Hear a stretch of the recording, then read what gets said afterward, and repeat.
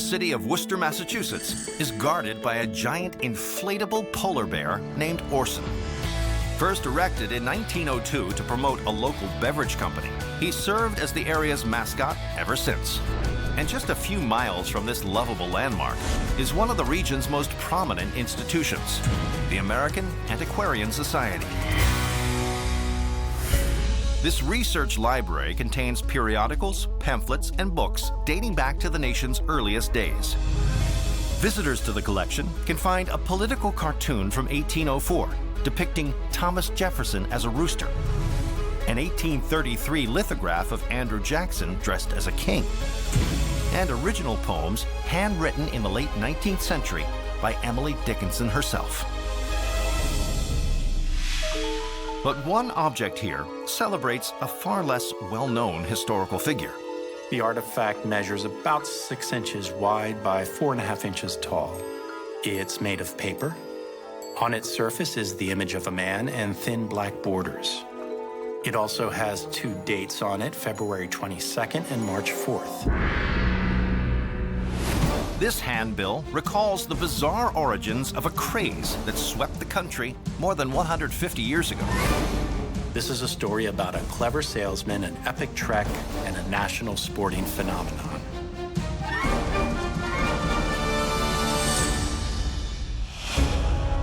It's fall 1860 in Boston, Massachusetts. The next presidential election is looming.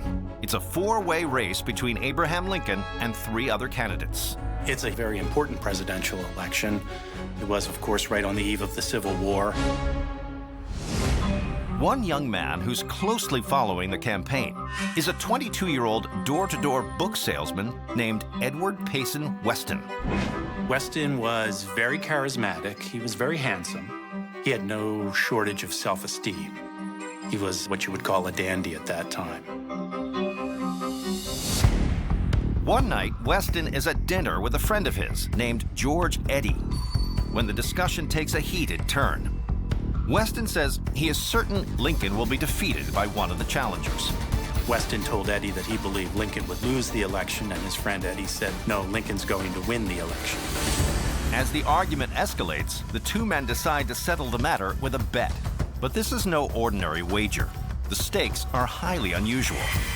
The loser would have to walk from Boston to Washington, which was nearly 500 miles. Not only that, they will have to do so in the dead of winter in just over a week. They decided that the person who walked had to do it in 10 days and had to arrive in time to witness the inauguration of whoever was elected. It's an outrageous undertaking, but Weston is certain of his political prediction. On November 7th, 1860, when the election results come in, Weston gets the shock of his lifetime. Lincoln is declared the winner. Weston has lost his bet. To keep his end of the bargain, he must now walk from Boston, Massachusetts, to Washington, D.C. This would be far beyond anything Weston had ever attempted in his life. Inauguration Day is March 4th, 1861. The distance from Boston to D.C. is 470 miles. To make it within the 10-day limit, he'll have to walk approximately 50 miles a day. It took a lot of planning, and he prepared for the walk very carefully. On February 22nd, 1861, Weston sets off, but his progress is slow. None of the roads were paved, so it was an unbelievably challenging task. There had been a lot of snow that winter, and so it was very difficult conditions for anyone to be out walking at that time. Nevertheless, Weston refuses to give up, walking day and night, stopping only occasionally to eat and rest. He was very, very determined to finish this. As he plods along, word of his unbelievable journey spreads. As the walk went on, more and more people came out to see him walk. It was a spectacle. The crowd was so large. But on March 2nd, 8 days into his epic march, Weston makes a grave error. Just south of Philadelphia, he comes upon a fork in the road and makes a fateful choice. The roads were very poorly marked, and he went down the wrong road. and it cost him about 9 miles. And that really was a bad setback for him. Miles off course, he's forced to retrace his steps. But the error has cost him dearly. When he arrives in Washington, D.C. on March 4th, he has missed Lincoln's swearing in by a mere 5 hours. Weston did reach Washington on Inauguration Day, but he did not arrive in time. Technically, Weston lost the bet. But the story doesn't end there.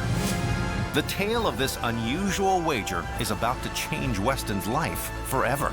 Weston was about to walk his way into the history books.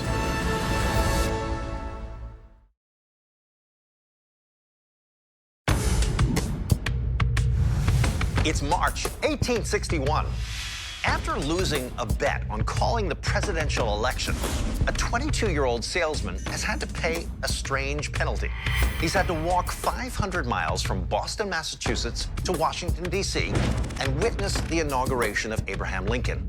And although he arrives 5 hours after the ceremony has finished, turns out his journey has only just begun. Though Weston fell short of his goal, his trek generated a huge wave of publicity. It was a major accomplishment and one that the press and people recognized. So the clever salesman parlays his newfound fame into a lucrative venture. He tours arenas and roller skating rinks around the country, charging curious onlookers to watch him walk hundreds of miles around each venue.